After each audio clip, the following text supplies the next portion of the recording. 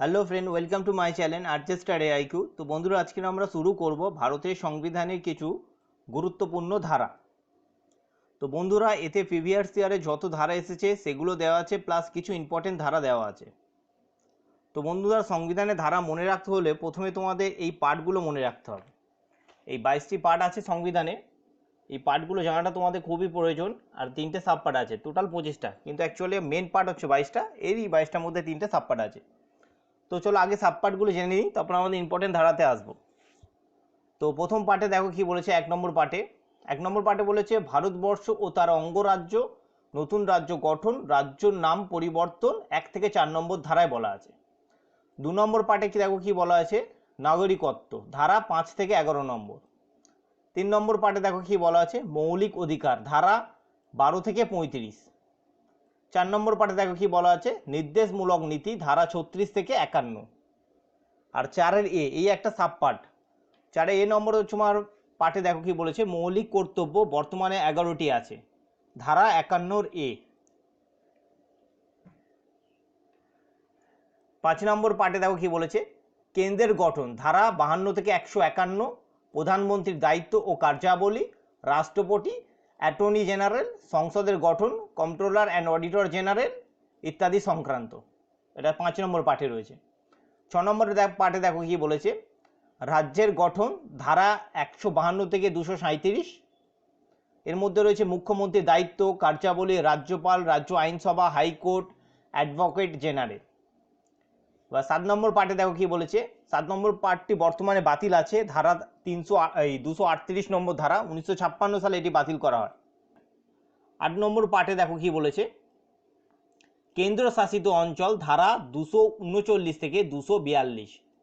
9 নম্বর পার্টে দেখো কি বলেছে, পঞ্চায়েত রাজ ধারা 243 থেকে 243 ও পর্যন্ত। এই একটা সাব পার্ট দেখো 9-এ, পার্ট 9-এ পৌরসভা রয়েছে ধারা 243 পি থেকে 243 জেড জি পর্যন্ত বলা আছে।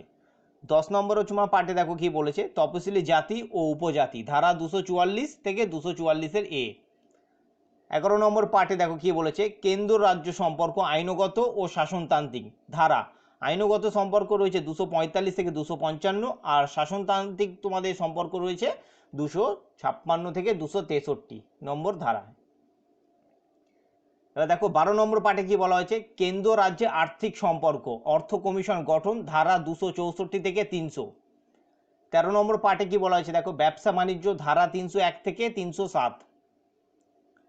14 নম্বর পার্টে দেখো কি বলেছে, পিএসসি ও ইউপিএসসি ব্যবসা বাণিজ্য শিল্প ধারা 308 থেকে 323। 14-এ নম্বর দেখো, এটাও একটা সাবপার্ট, 3টে সাবপার্ট বললাম, এই একটা সাবপার্ট। 14-এ প্রশাসনিক ট্রাইব্যুনাল ধারা 323। 15 নম্বর পার্টে দেখো কি বলেছে, নির্বাচন কমিশন ও নির্বাচন সংক্রান্ত ধারা 324 থেকে 329-এ। 16 নম্বর পার্টে দেখো কি বলেছে, এসসি এসটিদের জন্য বিশেষ সুযোগ সুবিধা, অ্যাংলো ইন্ডিয়ানদের প্রতিনিধিত্ব ধারা 330 থেকে 342। 17 নম্বর পার্টে দেখো কি বলেছে, সরকারি ও জাতীয় ভাষা ধারা 343 থেকে 351। 18 নম্বর পার্টে দেখো কি বলেছে, জরুরি ব্যবস্থা ধারা 352 থেকে 360। 19 নম্বর পার্টে দেখো কি বলেছে, রাষ্ট্রপতি রাজ্যপালদের জন্য বিশেষ সুযোগ সুবিধা ধারা 361 থেকে 367, 67 আর কি। 20 নম্বর পার্টে দেখো কি বলেছে, সংবিধান সংশোধন ধারা 368। 21 নম্বর পার্টে দেখো কি বলেছে, কিছু রাজ্যের জন্য বিশেষ সুযোগ সুবিধা ধারা 369 থেকে 392। আর 22 নম্বর পার্টে দেখো কি বলেছে, জাতীয় পতাকা, জাতীয় সঙ্গীত ও জাতীয় প্রতীক ধারা 393 থেকে 95। এই হলো আমাদের পার্ট। সংবিধানের গুরুত্বপূর্ণ ধারা। 1 নম্বর ধারায় ভারত ও তার অঙ্গরাজ্যের নাম। 3 নম্বর ধারায় রাজ্যের সীমানা পরিবর্তন ও রাজ্যের নাম পরিবর্তন। 8 নম্বর ধারায় যে সমস্ত ভারতীয় বংশোদ্ভূত এনআরআই ব্যক্তি ভারতের বাইরে বসবাস করছে তাদের বিশেষ নাগরিকত্বের অধিকার প্রদান। 11 নম্বর ধারায় নাগরিকতা নিয়ম কানুন সম্পর্কে সকল ক্ষমতা পার্লামেন্টকে দেওয়া হয়েছে।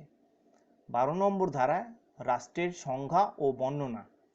13 নম্বর ধারায় মৌলিক অধিকারগুলির সাথে সঙ্গতিহীন আইন অথবা মৌলিক অধিকারগুলোকে খর্ব করে এমন আইন বাতিলযোগ্য। 13 নম্বর ধারায় বলা হয়েছে। 14 নম্বর ধারায় সাম্যের অধিকার। 15 নম্বর ধারায় জাতি, ধর্ম, বর্ণ, স্ত্রী পুরুষ, জন্মস্থান ইত্যাদি নির্বিশেষে যে কোনো প্রকার বৈষম্যকে নিষিদ্ধকরণ। 17 নম্বর ধারায় অস্পৃশ্যতা নিষিদ্ধকরণ। 18 নম্বর ধারায় কোনো খেতাব বা পদবি গ্রহণ করা যাবে না, এটা 18 নম্বর ধারায় বলা হয়েছে। 19 নম্বর ধারায় বাক স্বাধীনতা সম্পর্কিত কিছু অধিকার রক্ষা। 6টি অধিকার আছে, এটা তোমরা একটু ডিটেলসটা একটু জেনে নিও কি কি 6টা আছে। 20 নম্বর ধারায় কোনো অপরাধের জন্য নাগরিককে বিধি বহির্ভূত ও অতিরিক্ত শাস্তি প্রদান করা যাবে না। 21 নম্বর ধারায় জীবন ও ব্যক্তিগত স্বাধীনতা সংরক্ষণ। 21 এ নম্বর ধারায় প্রাথমিক শিক্ষাকে মৌলিক অধিকারে স্বীকৃতি প্রদান। 23 নম্বর ধারায় বল প্রয়োগের দ্বারা পরিশ্রম করানো, বেগার খাটানো নিষিদ্ধকরণ। 24 নম্বর ধারায় 14 বছরের কম বয়সী শিশুদের শ্রমিক হিসাবে ঝুঁকিপূর্ণ কাজে নিয়োগ করা যাবে না, বিশেষ করে খনি, আতশবাজি শিল্প সহ অন্যান্য বিপজ্জনক কাজে। 25 নম্বর ধারায় দেখো কি বলেছে, সকল ব্যক্তি সমানভাবে বিবেকের স্বাধীনতা অনুসারে ধর্মগ্রহণ, ধর্মাচরণ এবং ধর্মপ্রচারের স্বাধীনতা ভোগ করবে। 25 নম্বর ধারায়। 26 নম্বর ধারায় কি বলেছে দেখো, প্রত্যেক ধর্মীয় সম্প্রদায় বা গোষ্ঠী নিজের ধর্মীয় সংগঠন ও কার্যাদি পরিচালনা করতে পারবে। 28 নম্বর ধারায় দেখো, শিক্ষা প্রতিষ্ঠানে ধর্মীয় শিক্ষার ক্লাসে ছাত্র ছাত্রীদের অংশগ্রহণের বিষয়টি তাদের ইচ্ছাধীন। 29 নম্বর ধারায় দেখো কি বলেছে, সংখ্যালঘু শ্রেণীর নাগরিকদের স্বার্থ সংরক্ষণ সংক্রান্ত বিষয়সমূহ। 32 নম্বর ধারায় দেখো, মৌলিক অধিকারগুলোকে বলবৎ করার জন্য 5টি লেখ বা আদেশ জারি সংক্রান্ত বিষয়াদি। এটিকে heart and soil of the constitution বলেছেন ডক্টর বি.আর. আম্বেদকর। 38 নম্বর ধারায় দেখো, রাষ্ট্র সামাজিক, অর্থনৈতিক ও রাষ্ট্রনৈতিক ন্যায়ের ভিত্তিতে একটি সমাজ ব্যবস্থা গঠন করে জনকল্যাণ সাধনের সচেষ্ট হবেন। 39 নম্বর ধারায় দেখো, ন্যায় প্রতিষ্ঠার জন্য ও সাম্যের ভিত্তিতে রাষ্ট্রীয় আইন বলবৎ হবে, দিন দরিদ্রের জন্য নিখরচায় আইনের সাহায্যে লাভের ব্যবস্থা করা হবে। 40 নম্বর ধারায় দেখো, পঞ্চায়েত ব্যবস্থা। 44 নম্বর ধারায় দেখো কি বলেছে, রাষ্ট্রীয় সমগ্র ভারতে একই দেওয়ানি বিধি প্রবর্তনের চেষ্টা করবে। 45 নম্বর ধারায় দেখো কি বলেছে, 6 থেকে 14 বছর বয়স পর্যন্ত শিশুদের অবৈতনিক ও আবশ্যিক শিক্ষার বন্দোবস্ত করা। বা 46 নম্বর ধারায় দেখো 46 কি বলছে, এসসি এসটি ও ওবিসিদের জন্য অর্থনৈতিক ও শিক্ষা বিষয়ক স্বার্থের উন্নতি বিধানে সহায়তা এবং সমস্ত রকম শোষণের হাত থেকে রক্ষা করা। 48 বা 48 নম্বর ধারায় দেখো কি বলেছে, গাভী, গোবৎস প্রভৃতি গৃহপালিত পশু এবং অন্যান্য দুগ্ধবর্তী ও ভারবাহী পশু হত্যা বন্ধ করার চেষ্টা করা। এর 48 নম্বর ধারায় বলা হয়েছে। 48 এ নম্বর ধারায় দেখো কি বলেছে, রাষ্ট্র পরিবেশ সংরক্ষণ ও উন্নয়ন ঘটাবে এবং বন ও বন্যপ্রাণী সংরক্ষণ করবে। এটা 48 এ নম্বর ধারায়। 49 নম্বর ধারায় দেখো কি বলেছে, মনুমেন্ট বা কোনো ঐতিহাসিক স্থান সংরক্ষণ। 50 নম্বর ধারায় দেখো কি বলেছে, বিচার বিভাগকে শাসন বিভাগ থেকে পৃথক করা। 51 নম্বর ধারায় কি বলেছে দেখো, আন্তর্জাতিক শান্তি ও নিরাপত্তাকে সুনিশ্চিত করবে আর কি বা করো। এটা 51 নম্বর ধারায়। 51 এ নম্বর ধারায় দেখো কি বলেছে, মৌলিক কর্তব্য। 52 নম্বর ধারায় কি বলেছে দেখো, ভারতের রাষ্ট্রপতি। 52 নম্বর ধারায়। 54 নম্বর ধারায় দেখো কি বলেছে, রাষ্ট্রপতি নির্বাচনের জন্য নির্বাচক মণ্ডলী বা ইলেকটোরাল কলেজ গঠন। 54 নম্বর ধারায় এটা বলা হয়েছে। 55 নম্বর ধারায় কি বলেছে দেখো, রাষ্ট্রপতি নির্বাচন পদ্ধতি 55 নম্বর ধারায় বলা হয়েছে। 60 নম্বর ধারায় দেখো কি বলেছে, রাষ্ট্রপতির শপথ গ্রহণ। 61 নম্বর ধারায় দেখো কি বলেছে, রাষ্ট্রপতির অপসারণ, ইমপিচমেন্ট 61 নম্বর ধারায়। 63 নম্বর ধারায় দেখো কি বলেছে, উপরাষ্ট্রপতি। 64 নম্বর ধারায় দেখো কি বলেছে, উপরাষ্ট্রপতি পদাধিকার বলে রাজ্যসভার চেয়ারম্যান। 65 নম্বর ধারায় কি বলেছে দেখো, রাষ্ট্রপতির পদশূন্য হলে উপরাষ্ট্রপতি দায়িত্ব নেবেন। 65 নম্বর ধারায় এটা। 66 নম্বর ধারায় দেখো কি বলেছে, উপরাষ্ট্রপতি নির্বাচন। 67 নম্বর ধারায় দেখো কি বলেছে, উপরাষ্ট্রপতির অপসারণ 67। 71 নম্বর ধারায় দেখো কি বলেছে, রাষ্ট্রপতি ও উপরাষ্ট্রপতি নির্বাচন সংক্রান্ত বিরোধের নিষ্পত্তি হয় সুপ্রিম কোর্টের মূল এলাকায়। 72 নম্বর ধারায় দেখো কি বলেছে, রাষ্ট্রপতি ক্ষমার অধিকার। 73 নম্বর ধারায় দেখো কি বলেছে, কেন্দ্রীয় সরকারের প্রশাসনিক ক্ষমতা সম্প্রসারণ 73 নম্বর ধারায়। 75 নম্বর ধারায় দেখো কি বলেছে, কেন্দ্রীয় মন্ত্রিসভার গঠন প্রণালী। 76 নম্বর ধারায় দেখো কি বলেছে, অ্যাটর্নি জেনারেল এজি। 78 নম্বর ধারায় দেখো কি বলেছে, প্রধানমন্ত্রীর ক্ষমতা বা প্রধানমন্ত্রী কর্তব্য রাষ্ট্রপতিকে সরকার বা মন্ত্রিপরিষদের সিদ্ধান্ত বিষয়ে অবহিত করা, এটা 78 নম্বর ধারায়। 79 নম্বর ধারায় কি বলেছে দেখো, পার্লামেন্টের গঠনতন্ত্র। 80 নম্বর ধারায় দেখো কি বলেছে, রাজ্যসভার গঠন প্রণালী 80 নম্বর ধারায়। 81 নম্বর ধারায় দেখো কি বলেছে, লোকসভার গঠন প্রণালী। 85 নম্বর ধারায় দেখো কি বলেছে, পার্লামেন্টে অধিবেশন আহ্বান ও স্থগিত রাখা। 89 নম্বর ধারায় দেখো কি বলেছে, রাজ্যসভার চেয়ারম্যান ও ডেপুটি চেয়ারম্যান। 93 নম্বর ধারায় কি বলেছে দেখো, লোকসভার স্পিকার ও ডেপুটি স্পিকার। 100 নম্বর ধারায় কি বলেছে দেখো, কোরাম 1/10। 108 নম্বর ধারায় দেখো কি বলেছে, যৌথ অধিবেশন উভয় কক্ষের। 109 নম্বর ধারায় দেখো কি বলেছে, অর্থবিল উত্থাপনের পদ্ধতি 109। 110 নম্বর ধারায় কি বলেছে দেখো, অর্থবিলের সংজ্ঞা। 112 নম্বর ধারায় দেখো কি বলেছে, বার্ষিক আর্থিক প্রতিবেদন বা বাজেট 112 নম্বর ধারায়। 117 নম্বর ধারায় কি বলেছে দেখো, আর্থিক বিষয়ক বা রাজস্ব বিল সংক্রান্ত বিষয় 117 নম্বর ধারায়। এবার 123 নম্বর ধারায় কি বলেছে দেখো, রাষ্ট্রপতি অর্ডিন্যান্স জারির ক্ষমতা 123 নম্বর ধারা। 124 নম্বর ধারায় কি বলেছে দেখো, সুপ্রিম কোর্টের গঠন। 129 নম্বর ধারায় কি বলেছে দেখো, সুপ্রিম কোর্ট অভিলেখ আদালত হিসাবে কাজ করবে 29। 131 নম্বর ধারায় বলেছে, সুপ্রিম কোর্টের মূল এলাকা। 136 নম্বর ধারায় বলেছে, সুপ্রিম কোর্টে আপিলের বিশেষ অনুমতি। 139 নম্বর ধারায় বলেছে, সুপ্রিম কোর্টের রিট জারির ক্ষমতা। 140 নম্বর ধারায় বলেছে, সুপ্রিম কোর্টের অন্যান্য ক্ষমতা। 143 নম্বর ধারায় সুপ্রিম কোর্টের পরামর্শদান এলাকা। 132 নম্বর ধারায় সংবিধানে ব্যাখ্যা সংক্রান্ত সুপ্রিম কোর্টের আপিল এলাকা। 133 নম্বর ধারায় কি বলেছে দেখো, দেওয়ানি মামলা সংক্রান্ত সুপ্রিম কোর্টের আপিল এলাকা। বন্ধুরা এখানে একটু আর্টিকেলের ধারাগুলো আর কি একটু উল্টো পাল্টে গেছে, এটা তোমরা একটু সাজিয়ে নিও। যখন নোট করবে খাতায় তোমরা একটু সাজিয়ে নেবে। 134 নম্বর ধারায় কি বলেছে দেখো, ফৌজদারি মামলা সংক্রান্ত সুপ্রিম কোর্টে আপিলের এলাকা। 148 নম্বর ধারায় কি বলেছে দেখো, ভারতে একজন নিয়ন্ত্রক ও মহাগণনা পরীক্ষক থাকবেন। 149 নম্বর ধারায় কি বলেছে দেখো, ভারতের নিয়ন্ত্রক ও মহাগণনা পরীক্ষকের ক্ষমতা ও কার্যাবলী। 151 নম্বর ধারায় দেখো কি বলেছে, অডিট রিপোর্ট। 153 নম্বর ধারায় কি বলেছে দেখো, প্রতি রাজ্যের একজন রাজ্যপাল থাকবে। 154 নম্বর ধারায় কি বলেছে দেখো, রাজ্যের প্রশাসনিক ক্ষমতা রাজ্যপালের হাতে ন্যস্ত। 155 নম্বর ধারায় কি বলেছে দেখো, রাজ্যপাল রাষ্ট্রপতি কর্তৃক নিযুক্ত। 159 নম্বর ধারায় কি বলেছে দেখো, রাজ্যপালের শপথ গ্রহণ। 161 নম্বর ধারায় দেখো কি বলেছে, রাজ্যপালের ক্ষমা করার অধিকার। 163 নম্বর ধারায় কি বলেছে দেখো, রাজ্যপালের স্বেচ্ছাধীন ক্ষমতা। 164 নম্বর ধারায় কি বলেছে দেখো, রাজ্যপাল মন্ত্রিসভাকে অর্থাৎ সরকারকে নিযুক্ত করবে বা করেন মুখ্যমন্ত্রী আর কি। রাজ্যপাল মন্ত্রিসভাকে অর্থাৎ সরকারকে নিযুক্ত করেন, তোমরা মুখ্যমন্ত্রীকে বলতে পারো, সেটা 164 নম্বর ধারায়। 165 নম্বর ধারায় কি বলেছে, রাজ্যের অ্যাডভোকেট জেনারেল। 169 নম্বর ধারায় বলেছে, বিধান পরিষদের গঠন বা সৃষ্টি 169 নম্বর ধারা, এটা ইম্পর্টেন্ট আর্টিকেল।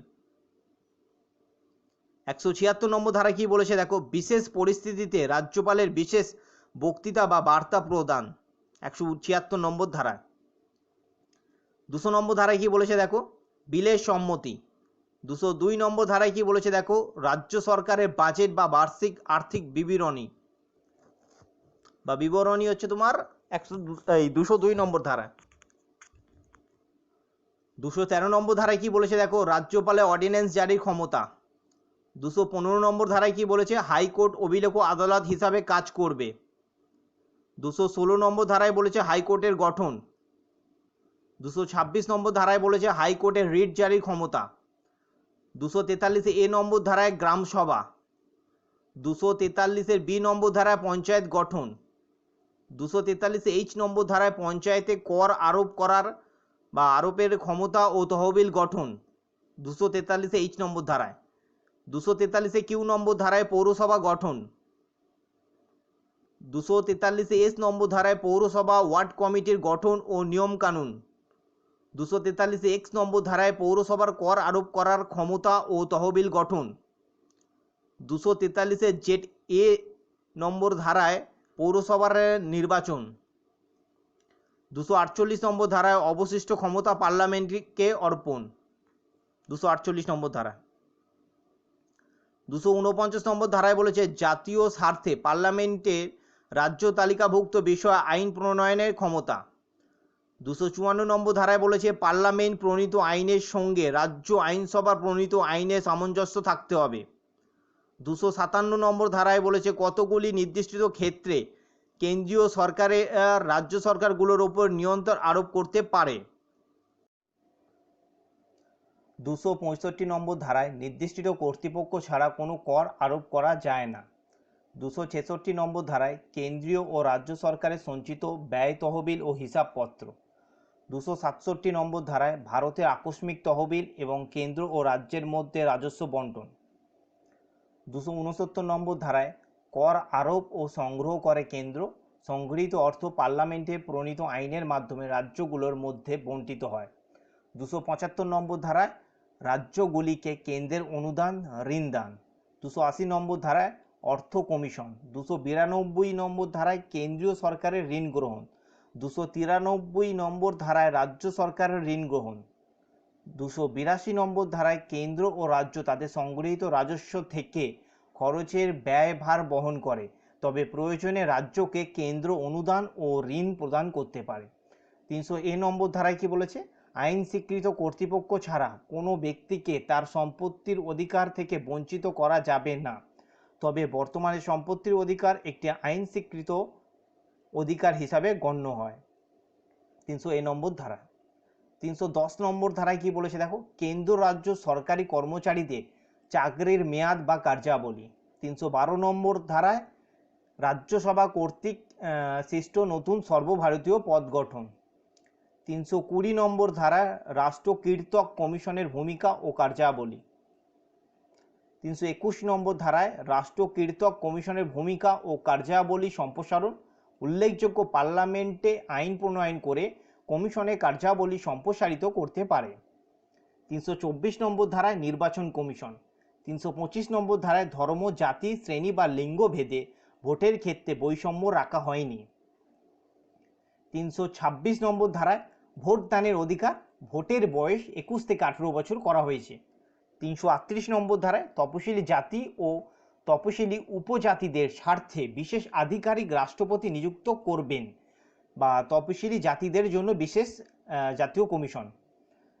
আর 338 নম্বর ধারায় তপশিলি উপজাতিদের জন্য জাতীয় কমিশন। 340 নম্বর ধারায় পশ্চাৎপদ শ্রেণীগুলির অবস্থা পর্যালোচনার জন্য বিশেষ কমিশন নিয়োগ বা ব্যাকওয়ার্ড ক্লাসেসের জন্য বিশেষ কমিশন নিয়োগ। 343 নম্বর ধারায় কেন্দ্রের সরকারি ভাষা। 345 নম্বর ধারায় রাজ্যর জন্য সরকারি ভাষা। 350 নম্বর ধারায় প্রাথমিক শিক্ষার ক্ষেত্রে মাতৃভাষার শিক্ষাদান করা যাবে। 351 নম্বর ধারায় হিন্দি ভাষার উন্নয়ন। 352 নম্বর ধারায় জাতীয় জরুরি অবস্থা ঘোষণা। 355 নম্বর ধারায় রাজ্যগুলিকে বহিঃশত্রুর আক্রমণ ও অভ্যন্তরীণ গণ্ডগোল থেকে রক্ষার দায়িত্ব কেন্দ্রের। 356 নম্বর ধারায় রাজ্য শাসনতান্ত্রিক অচলাবস্থায় ঘোষণা বা রাষ্ট্রপতি শাসন। 359 নম্বর ধারায় 359 নম্বর ধারায় বলেছে রাষ্ট্রপতি বিশেষ ঘোষণা বলে সামগ্রিকভাবে সকল মৌলিক অধিকার স্থগিত রাখতে বা বাতিল করে দিতে পারেন। 360 নম্বর ধারায় আর্থিক জরুরি অবস্থা ঘোষণা। 361 নম্বর ধারায় রাষ্ট্রপতি, রাজ্যপালগণ ও অন্যান্য সাংবিধানিক পদাধিকারগণের জন্য বিশেষ নিরাপত্তামূলক ব্যবস্থা গ্রহণ। 368 নম্বর ধারায় সংবিধান সংশোধন। 361 নম্বর ধারায় সংসদ এবং রাজ্য আইনসভা কার্যবিধির প্রকাশনা সুরক্ষা। 370 নম্বর ধারায় জম্মু ও কাশ্মীরকে বিশেষ সাংবিধানিক মর্যাদা। বন্ধুরা এই ধারাটা বর্তমানে বাতিল। 378 নম্বর ধারায় রাষ্ট্রকীর্তক কমিশন সম্পর্কিত ব্যবস্থা পিএসসি। 371 নম্বর ধারায় মহারাষ্ট্র ও গুজরাট রাজ্যের জন্য বিশেষ সাংবিধানিক ব্যবস্থা গ্রহণ। তো বন্ধুরা আমার এই ভিডিওটা যদি তোমাদের ভালো লাগে চ্যানেলটিকে অবশ্যই সাবস্ক্রাইব করো এবং অনেক অনেক লাইক ও শেয়ার করো। ধন্যবাদ।